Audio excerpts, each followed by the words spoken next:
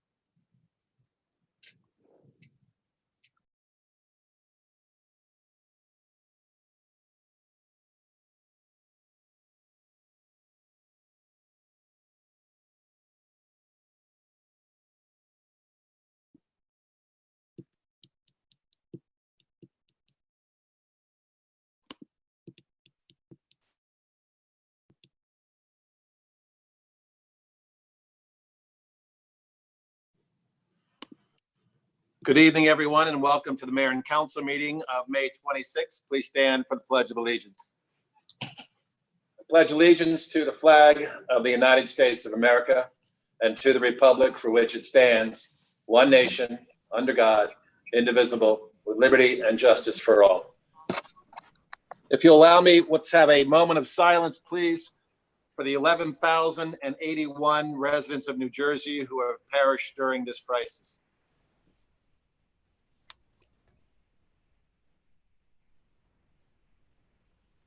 Thank you. Erica. I wish to announce that the 48-hour notice, as required under the Open Public Meetings Act, was emailed to the Asbury Park Press, the Coast Star, and the Coaster on January the 9th of 2020, that a copy has been placed on the bulletin board in the borough office, and that a copy has been filed with the borough clerk. Mr. Bunnell? Randy? Mr. Gubitozzi? Here. Mr. Sacksmith? Here. Mr. Weber? Here. Mayor Engelstadt? Here, as has been our new custom over the last couple of meetings, we've heard some critical components in town. And this time I'd like to hear from Detective Lieutenant Terry Browning as to with regards to how the police have been handling this situation. Hi, thank you, Mayor, and good evening, everyone. Can you hear me okay? Yes, sir. Yes. Okay. So first, I just want to say, our administration, we've been working 7 days a week through this pandemic. A lot of credit goes to the chief, the captain, lieutenant, and myself, as we're in situational briefings and updates daily. Even on weekends, even on holidays, the chief and I are on several different calls, trying to keep up to date on everything. Our administration, we're sorting through dozens of the executive orders that come out, and it's our job to see what's applicable to our town and our residents. And we have to ensure that we have the ability to answer many questions that come up from both the other department heads and our own residents. I have to give credit to every one of our police officers here. Every call for service begins with our own local dispatchers receiving and fielding the inquiry. During this pandemic, the call volume has definitely increased, and they are our first step in assisting the residents in getting the help that they need. Patrols, we're answering calls and assisting those, many of which we know are 100% COVID-19 positive. So we do that in a manner that provides comfort and assistance to them. Generally they're in a state of panic or distress, yet we still have to try to remain safe ourselves. We all have children, loved ones, and family members at home. So we have to ensure that any potential risk for contamination and transmission is mitigated on our end. Initially, when the pandemic hit, there was a major shortage, just like the toilet paper and the paper towels and the normal citizens. On our end, the personal protective equipment was impossible to find, and it was immediately snapped up by everyone. Even the state and county OEM didn't have enough resources for us. So our patrolmen, they came up with creative ways to disinfect our own gear, the stations, the patrol cars. We began using non-traditional methods, companies and supply companies that normally we don't use in a law enforcement capacity. And they used a lot of their own resources. They donated things. We all donated things, and I give a lot of credit to them. Some of the guys came up with spray gun, solution mixes to initially do our disinfecting of the contaminated areas. I taught myself how to sew many years ago, and personally, I made about 200 masks for our borough employees, the police, public works, court, the front offices. The chief donated the money for the supplies, and I donated the time, and it was something I enjoyed doing, so I didn't mind that. And we're doing all this while handling the normal amount of crime and the calls for service that we have. And there's definitely been an increased volume of residents and visitors due to everyone working from home. There's not being any school, and now the incoming summer season. So I also have to say, I don't want to sound like we're tooting our own horn too much, but we're definitely leading the way in how we're handling all the beachfront uncertainties and how we're operating down there. These briefing calls that I mentioned earlier, we're on every day.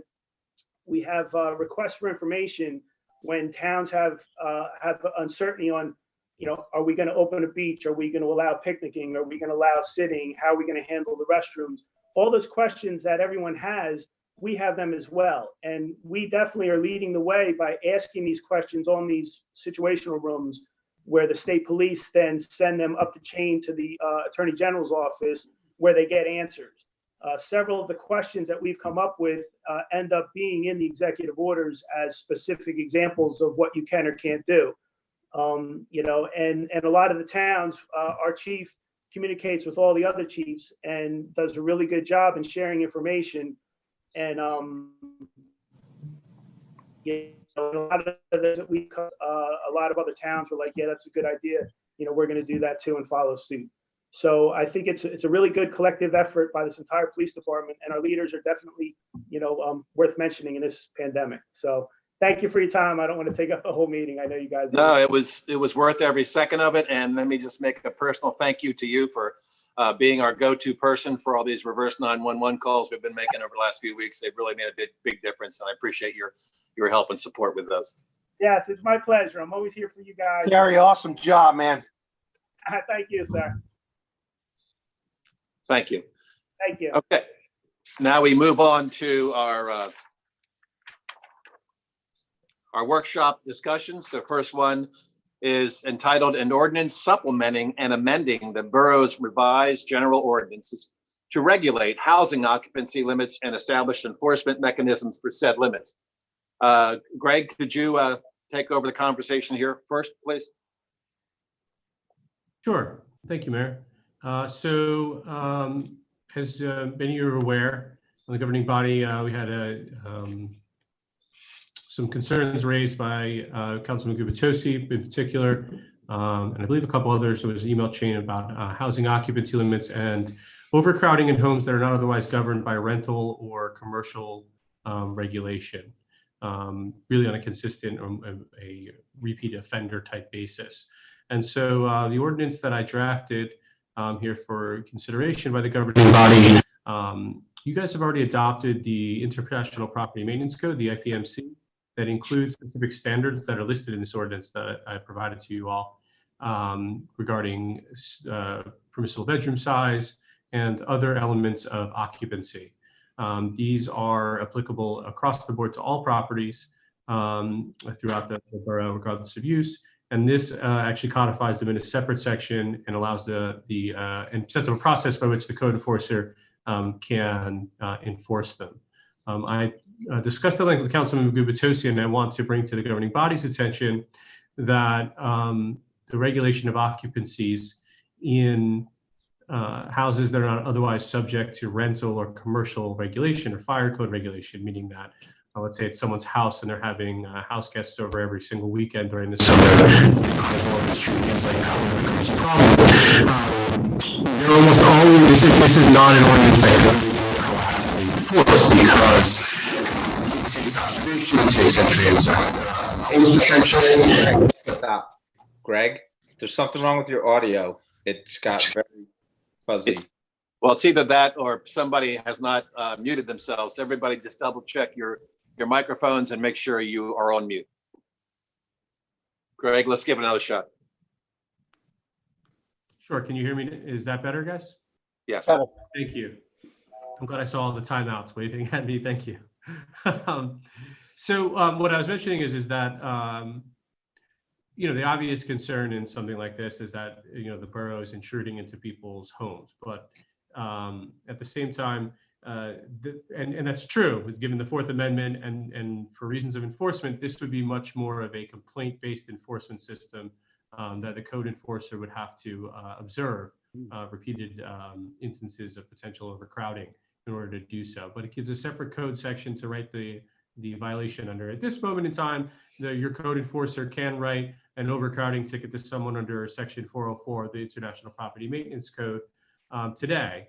But this provides specific due process protections with waivers for because we're recognizing this is non-rental and non-commercial, and other specific process by which to address specific complaints regarding these kind of uses in the borough. As a resort community, obviously that follows and is unexpected.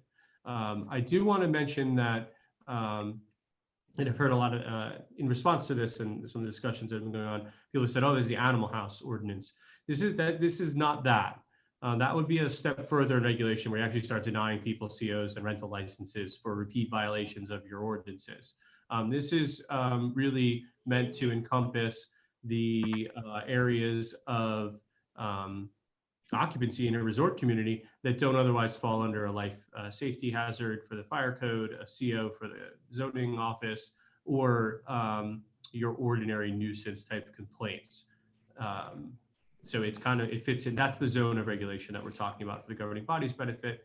And how I did that was to codify existing regulations. So those parameters are not something that I invented or made up or anything. They're already in your code.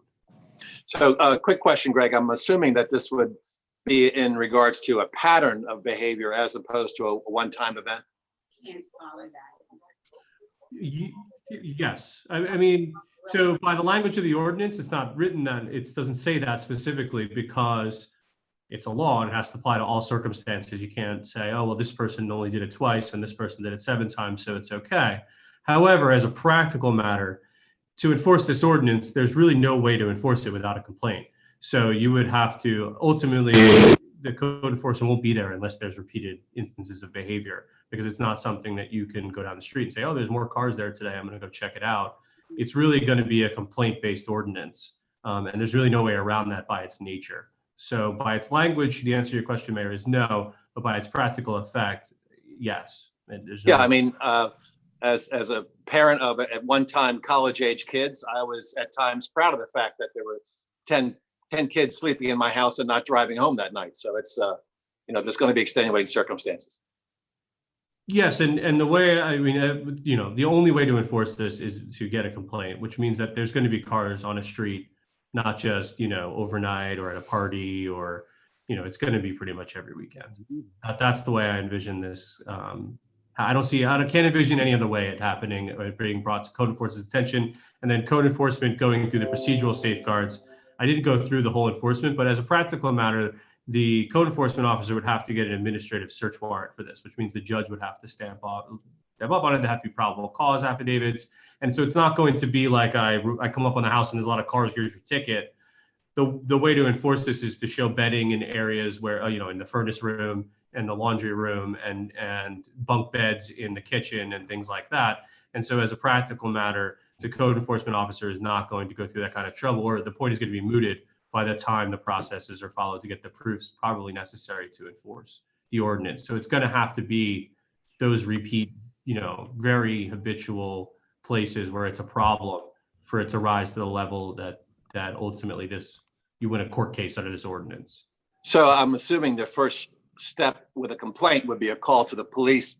And I have the chief in this room, so I'm just curious, do we get a lot of complaints of this nature?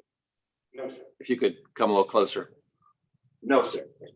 So you're not aware of anything recently, or? Recently, no. There was one in the last month or at the beginning of this month. It was handled and resolved. But it wasn't a large amount of people at a particular house. It was just people that were not from the area. Okay. Other council members want to interject here?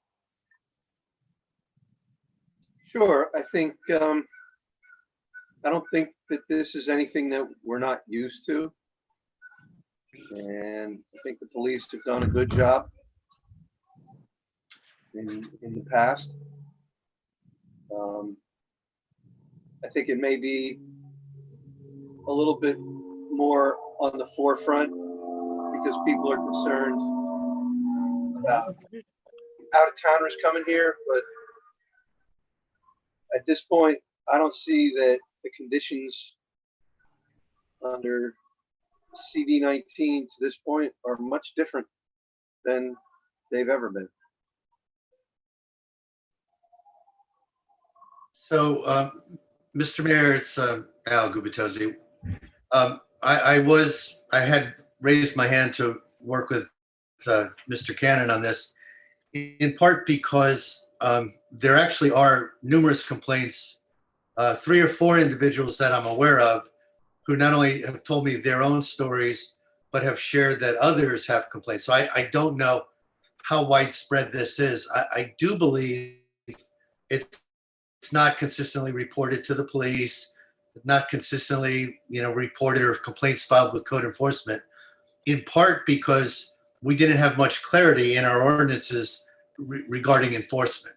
And the hope was that working with Mr. Cannon, we might be able to come up with some parameters that would give our police and code enforcement clearer guidelines, to represent what the borough's policies are, and ultimately to try to be able to enforce, whether that be fines or whatever the case. There was some discussion about if it was necessary, physical removal. We're clearly not at that point in this draft of the ordinance, and I'm not certain that we could ever get there, but I believe that there are already existing concerns. I think with the gradual expansion of short-term rentals, there's a greater likelihood that even well-intentioned renters rent out to 2 or 3 people, and those people invite 15 or 20 folks down, and maybe cram in, not in your case, Mr. Mayor, where you had 10 college students in a large expansive mansion, but rather 10 or 20 people cramming into a 2-bedroom apartment. That was a joke. So the question really becomes, how can we just provide guidance really to visitors to the borough and to renters who are well-intentioned but perhaps don't know the specific rules? I think this particular draft, the reason we're presenting it today, and I want to thank Mr. Cannon for pulling it together, is to workshop it, is to gather feedback, gather input from our residents, but to try to provide the borough with some clearer guidance around what our expectations are for large gatherings of people. And this is currently drafted to really address large gatherings of people in excess of capacity for more than a month. As far as I'm reading this, I don't really see any direction regarding to stays in excess of occupancy limits for under a month. So these are some of the questions I'd still like to raise, and I'd like to hear from the public as well. But I know Mr. Cannon is trying to wrestle with what would be typical concerns, I think, around maximum occupancy in terms of a dwelling, ongoing dwelling management. I was trying to raise concerns more along the lines of fire safety, where you really have an unreasonable number of people crammed in, perhaps young children, perhaps older, less agile people who might actually have difficulty exiting in the event of a fire or some hazard. And exactly what should our guidance be to code enforcement and the police to help them manage a situation like that? Mr. Mayor, I got some questions for the attorney if I can. Sure. Greg, 2 questions. So how is this different than there's a bunch of people in a rental and they're making a lot of noise and somebody calls, obviously a noise complaint. And is obviously something the police would deal with under our noise ordinance, I imagine. Or, there's a complaint of any nature and it's found out that there's way more people occupying the place than the CO allows for, assuming that they got a CO. So that's question 1. How is this different than those 2 scenarios? It's you mean different? Look, it could be a violation of both ordinances, just like it could be a violation of a noise ordinance. This is really a housing safety issue and a life safety issue. So it really, all those circumstances would violate the ordinance. So the answer to your question is it's different because it's a different ordinance, but it addresses a specific circumstance where the person didn't have to get a CO. So let's say, like I said, it's tailored to a specific situation as non-rental, non-commercial. So all those people that rent the properties out that you're talking about have to say CO, they have to have a lease, they have to provide landlord's written permission, all that sort of stuff. With this is about people who maybe own the house. Maybe it's their primary residence. Gotcha. You don't have to get a CO until they go sell the house. They don't have to talk to the government at all until the next time they pull a permit or anything for that matter. And so it catches those scenarios. In theory, the situations that you described, this catches them too. You just have other ordinances that also catch them. 1, because one's a rental, and 2, because they're causing a general nuisance under the noise ordinance. But this is to, if someone's renting an apartment and they have a valid lease to be there and they're inviting over 20 guests a weekend, it's really no different than someone operating a seasonal rental or a seasonal boarding house outside the boundaries of the CO. They're really the same thing, but this catches the latter, whereas the former wouldn't in your 2 examples. Okay, that helps. Thank you. And then just one other follow-up question. How this isn't related to the pandemic in any way, shape, or form. I mean, something that, right? This is just something we needed. It has nothing to do with This the. discussion started back in February, actually, Mhm. before the pandemic was even a thing, although I guess it's ever more salient now in terms Right. of overcrowding. But this discussion was actually brought about in connection with a much larger discussion about that we've been addressing here with Shade Tree, various gaps in regulation. So no, it's not COVID related, but it's more salient Okay. now. And then just one more scenario. So I'm assuming, let's just assume this would happen on the weekend. A code enforcement officer isn't working or whatever. Does this empower our police with different tools? Because again, if there's too many people in a place, if it's a rental, if it's not, it doesn't matter. We're not calling the code enforcement person on the weekend because they're not working on the weekend. So does this change the tools that the police have? No. So, I mean, the police will, just noise ordinances, police regulations. This is specifically set up for the code enforcement officer and the housing inspector. The police don't enforce housing standards or things like that. If there's a specifically life safety situation, I'm certain the police would address it, and there's plenty of other ones for that. This is like I said, this isn't designed to your weekend party house. The police have ample police regulations to deal with those nuisances.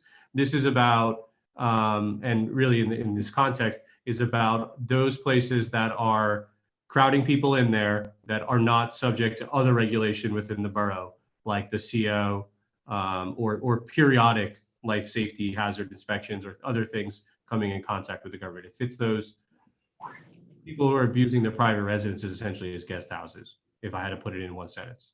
Perfect. Thank you. Hey, Mr. Cannon, I just want to paraphrase what I think I just heard you say, is that this ordinance is directed at owner-occupied properties that periodically have large numbers of people on and staying inside. Is that correct? I don't want to say owner occupied because there's other Not a normal, people who are living there who are not otherwise using the property for commercial or rental purposes. not a normal short-term rental. It would either be owner-occupied or a tenant has an annual lease, something along those lines. Correct. So if the code officer is the mechanism of enforcement, and this being a beach town in a normal year where most people work Monday to Friday, but they all go to the beach on Saturday and Sunday, what's the enforcement mechanism then? Because, they're going to be gone by Monday when the code officer shows up.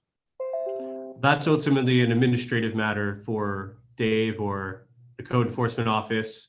I can tell you that most municipalities that have an animal house ordinance or ordinances that start to get into this realm that we're talking about now, this is short of an animal house ordinance, but in that realm, have code enforcement people that work on the weekends. And Belmar has a code enforcement on the weekends. Some of the surrounding towns do, and that would have to be a decision as to whether how many complaints come in under this ordinance, whether you wanted to pay someone overtime to go out on the weekends. I mean, that's an administrative matter, but your point is well taken.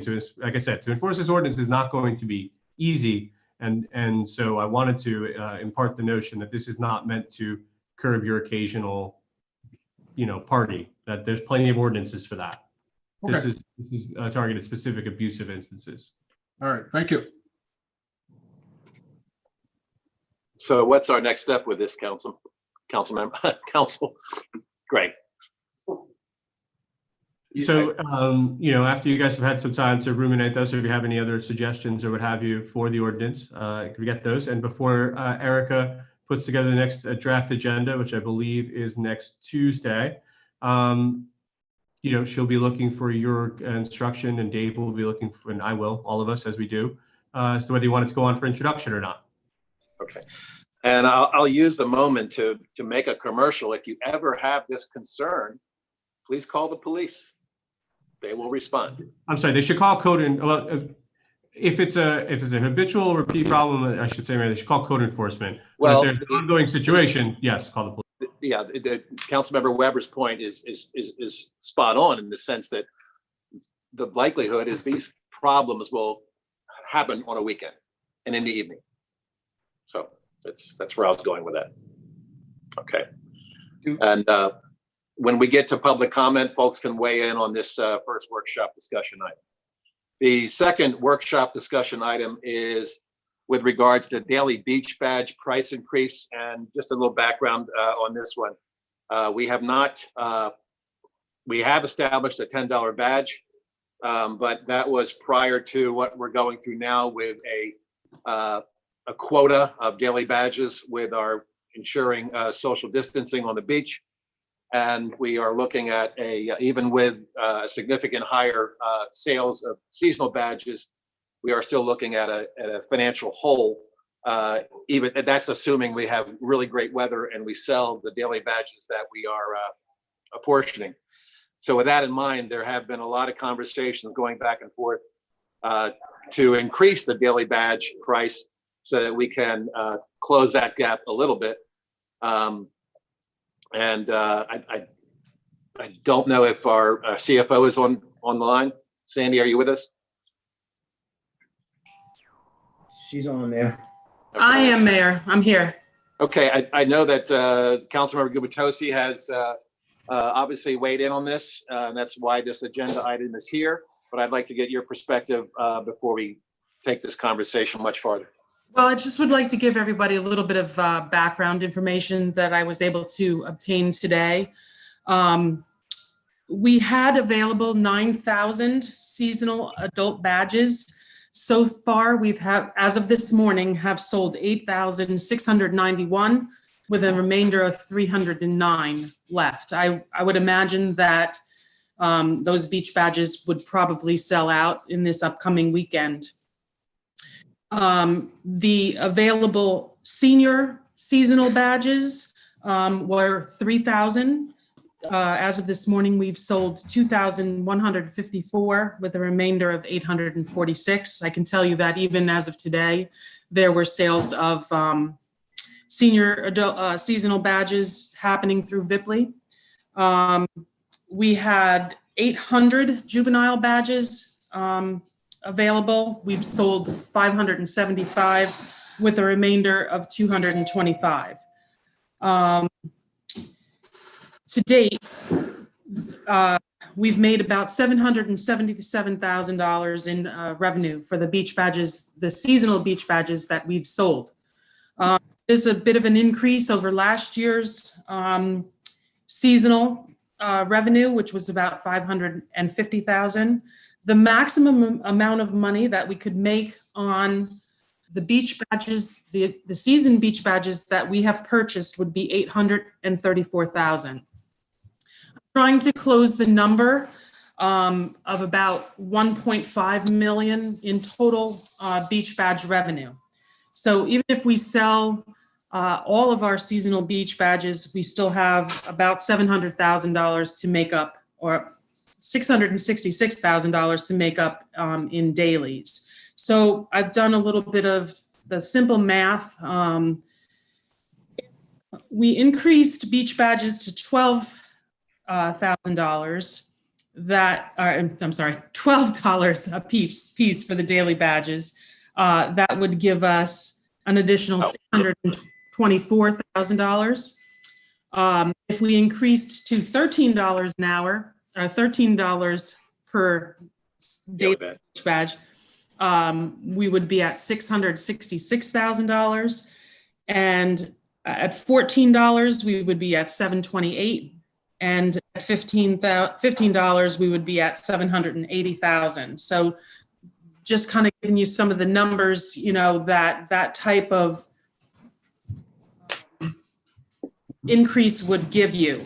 Now, the other issue that becomes a part of that is that because we've lost Memorial Day, as far as weather concerns, we're looking at approximately 81 days of available days to sell daily beach badges. That's assuming a full-time opening of June 18th through Labor Day. That's 81 days. So in order to, even at $13 per, in order to make that 666,000 that we would anticipate, that means that we would have to sell 51,000 and change daily beach badges for the season. That averages out to 629 per day. So then comes into play the conversations that David and I have been having with the chief about what the number of beach badges we would sell. And I believe right now, as of today, David's kind of working with a number of 1,500 per day. So that includes, you know, your busy Sundays where the weather's really nice. But you also have some weekdays where you might not sell those 1,500. So, but on average, we would have to average around 629 per day in order to make that amount of revenue on the dailies.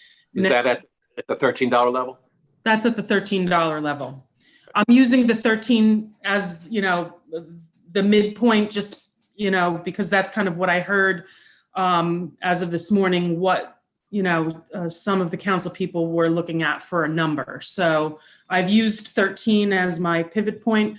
You have to remember that also last year we made about $1 million in daily beach badges. So if we're going to anticipate 666,000 in daily beach badges, that's you know, approximately a third less than what we were at last year. And at the same time, our expenses don't change. In fact, they're probably going up a little bit with the minimum wage increase. They certainly have gone up a little bit. Not terribly much, about $50,000 over last year. That's some increased, you know, costs for minimum wage increase, and some of the items that you know, we've identified that we need to have as far as the beach operating budget. Knowing what you know about the future minimum wage increases over the next, I believe, 2 or 3 years, couldn't we increase to 13 this year, and then assuming a normal summer next year and the year after, we probably wouldn't have to touch that daily badge rate for a couple of years? I would think that would be an accurate statement, yes. Just in follow on to the mayor's comment, there's additional follow-on minimum wage hikes over the next couple of years, aren't there? Yes. Yes. So this would cover all of those going forward. Sure. For a little while, yes. So the seasonal minimum wage doesn't necessarily follow the normal minimum wage. In other words, this year minimum wage for a part-time employee is $11. For a seasonal employee, it's only $10.30. So the seasonal unemployment rate follows a gentler curve than the regular, you know, minimum wage. Thank you. Any other council members? Yeah, Sandy, it's Al. A couple of questions. One, I know you and the mayor mentioned the anticipated increase in appropriations for minimum wage and so forth being 50,000. I was under the impression we'd have a more significant uptick in appropriations because of all of the COVID related activities.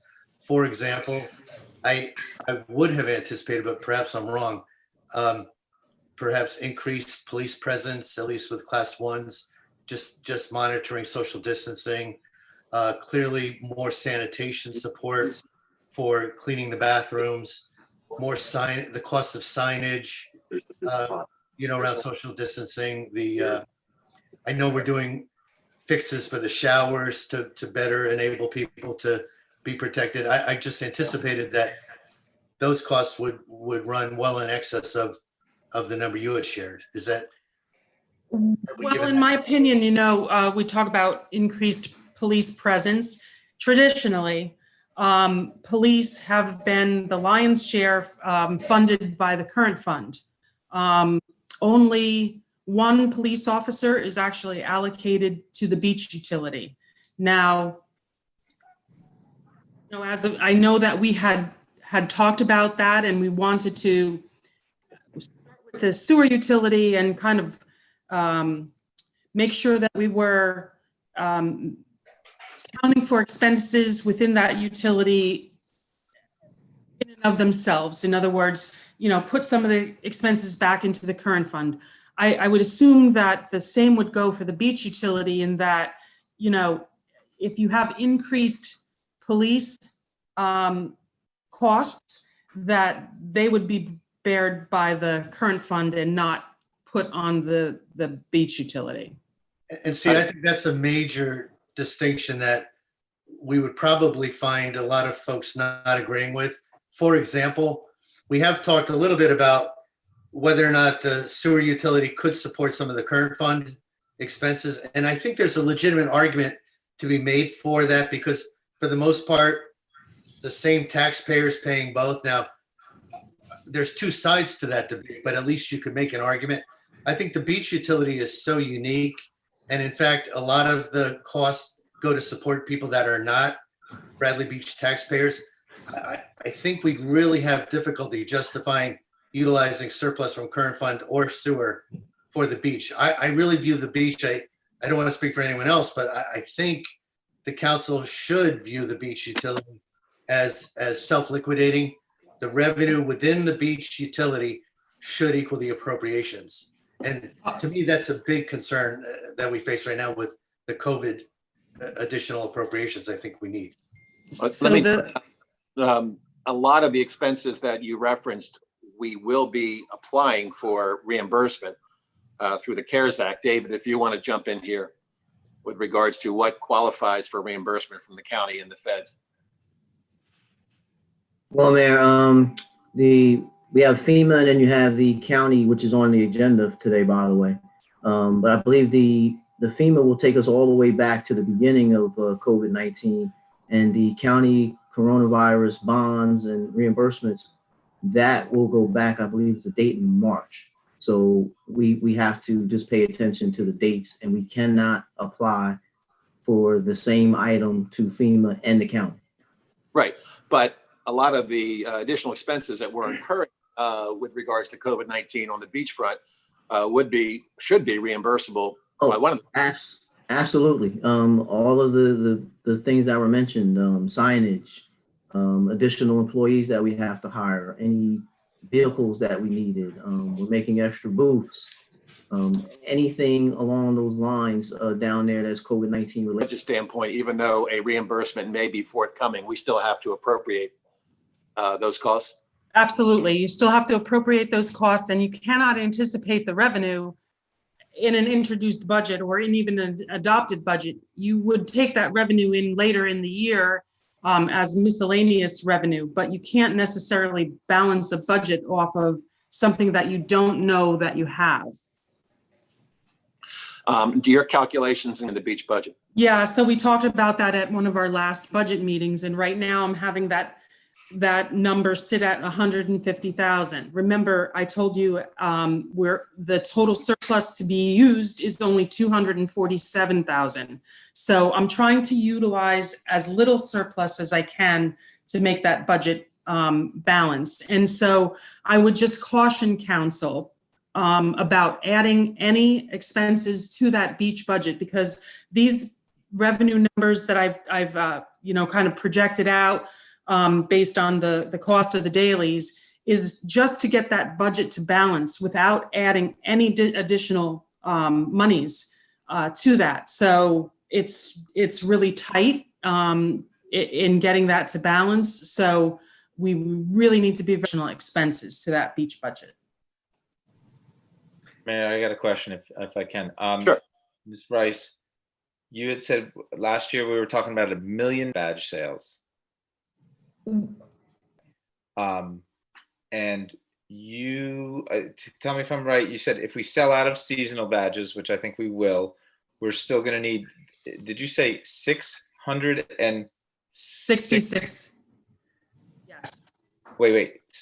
660,000. 666,000. Yes. In dailies. In dailies. And whereas last year we probably sold 90 or.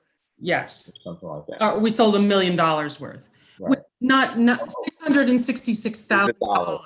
Yes, it Dollar. equates to about $52,000. On the seasonals on the revenue end, right? Yes, yes, we're ahead on the seasonals as far as the revenue is concerned. However, please take into consideration that there may be some maximums.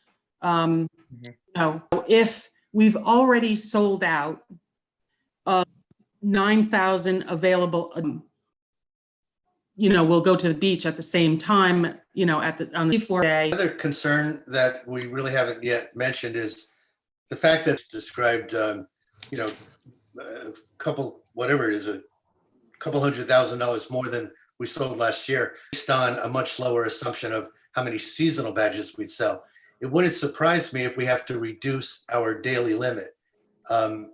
So the more we are forced to reduce that daily limit, and Ms. Rice is anticipating, she's describing it as an average, but the reality is we have maybe 10 to 12 days of the summer that are huge that we're going to artificially cap. That's going to cost us a few $100,000 to my estimate. And Sandy, we haven't had a chance to compare notes on this, but roughly I was guessing that could cost us $250,000 just for those 10 days. So the average of 666 per day isn't as significant to us, I don't think, because most days we'll be under that limit anyway. Where we lose money is the 10 to 12 days of the summer area activity where we sell 3,000 plus individual badges, the sunny 4th of July weekends and so forth. And those days when we normally would sell 3,000 or so, and we cap ourselves at what is probably less than 1,500, we're going to lose a lion's share of our total summer revenue. Magic number is, but the one lever, just for us to consider, the one lever we have, and Ms. Rice, you've been referencing this as well, putting the full risk on our shoulders for collecting that revenue, whether we ultimately get reimbursed by the federal government or whether we have to somehow borrow from other funds. This is a chance to minimize our risk by asking beach goers, but I think if we can increase it even a couple of dollars, that really gives. I'm very probably for the next 2 years, because that additional, assuming we're not in the same position with COVID-19 and the summer of 21 and 22, we'll be making a lot more money, and we wouldn't have to make the increase to offset the minimum wage increase in those coming years. Weather. Well, you know what, Mr. Mayor, if we hopefully return to normalcy next year or the year after with the pricing, we could consider dropping the price. We could, as you say, leave it at an inflated rate. Well, I'm thinking particularly go ahead. I'm sorry. No, I mean, the driver for us in the past has always been if we created a large surplus because the beach revenue was so strong, then that lessened the need to increase the daily badges in the following year. I seriously doubt we're going to create any surplus coming out of this year. If we hit budget target, that would be incredible. Yes. And then the other part is, I'm just trying. I'm thinking. Go ahead. Go ahead. You have the floor, Al. All I was suggesting was we don't necessarily have to look at a $2 or $3 increase as permanent. It could well be, but to get us through our COVID-19 year, and I hope it's only 2020, it seems to me very reasonable to try to recover a few dollars more from, people who are buying the $1 badges, more because they're $1 cheap, reduce the traffic. Excellent point. And I would like to, go through this discussion or end this discussion because it's a lot of money to go to the beach for a day.